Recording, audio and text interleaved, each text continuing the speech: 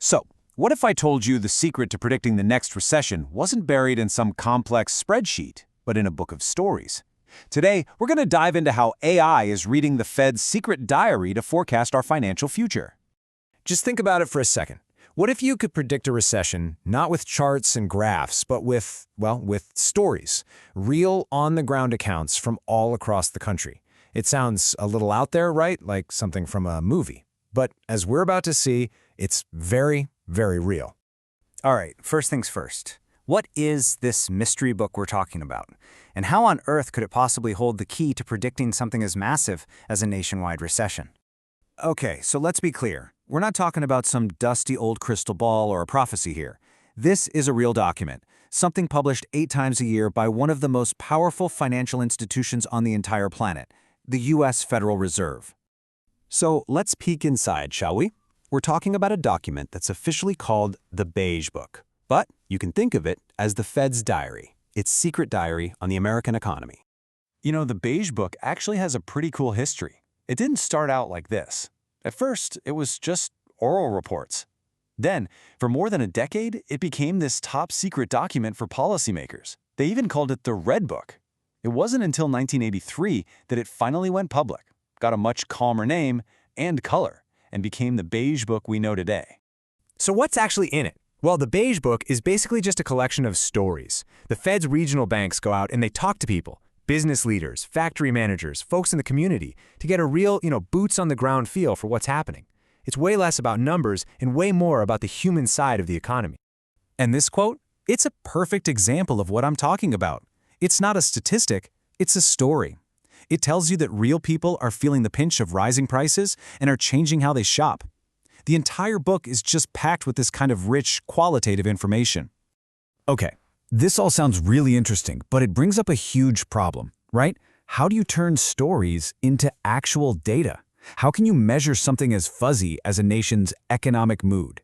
Well, the answer, it turns out, is AI. Researchers came up with this clever 3-step process. First, they use AI to basically clean up and organize all the text. But then comes the really cool part, a special AI called BERT. Now, this thing has been trained specifically to understand financial language. It reads every single sentence and scores it. Is this positive, negative, or neutral? And finally, another AI tool comes in and figures out what the main topics and themes are that keep popping up. So, what happens when you let an AI loose on 50 years of the Fed's private thoughts? What kind of hidden moods did it dig up from the American economy? Okay, take a look at this. The black line, that's actual economic growth, or GDP. The red line, that's the economic mood that the AI picked up on. I mean, just look at how closely they track each other. It's incredible. But now, focus on those yellow bars. Those are recessions. And here's the kicker.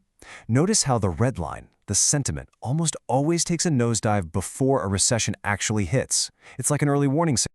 And this isn't just a fluke, you guys. The statistical correlation here is 0.44. Now, for those of you who aren't statisticians, let me put that in perspective. In the world of economic forecasting, which is notoriously messy and full of noise, getting a correlation that strong, it's almost unheard of. It tells us there's a real, powerful connection here. All right, so a strong correlation is one thing. That's impressive, but it's not the ultimate goal, right? The real question is, can this model actually predict a recession? Well, let's put it to the test.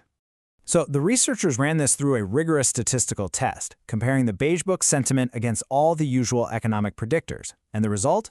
The Beige Book was highly significant. Now, what that means in plain English is that its signal was so strong and so unique that it wasn't just repeating what other data was saying, it was adding crucial new information that everyone else was completely missing. Okay, this is it. The moment of truth. The yellow bars you see on this chart, those are the actual historical recessions. The red line, that's the AI model's prediction of a recession. The alignment is just stunning. Look at how that red line spikes right before each and every recession hits. It's not just following the economy anymore, it's practically calling out the major turning points before they even happen. The accuracy is just undeniable. But the big question is, why? Why does this work so well? And it all comes back to the power of stories. And what happens when we finally have the technology to listen to all of them at once? And get this, the tool is even more powerful than a simple national forecast. Because the Beige Book is built from all these regional stories, the AI can actually create a real-time economic mood map of the country. This lets us see, in incredible detail, which parts of the U.S. are doing great and which ones might be starting to struggle. It can also track the buzz around specific topics. Take a look at the term supply chain. For decades, you barely see it mentioned. It's just a flat line. Then, boom, during the pandemic, look at that spike. It's an absolute explosion. This tool lets us see and literally measure the economic anxieties that are on everyone's minds at any given moment. So, this all leads to a really powerful conclusion. For decades, economists kind of brushed these stories off as soft data, not real numbers. But what this research proves, once and for all, is that the anecdotes we share about the economy, they aren't just noise, they are data. And with AI, we finally have the key to unlock their predictive power. And that leaves us with a pretty profound thought. We've just seen AI learn to read the mood of an entire economy. So the question isn't if AI can understand our complex human systems anymore. The real question is, what happens when it starts reading everything else? Our corporate cultures, our social trends, even our political movements. What is it going to see that we can't?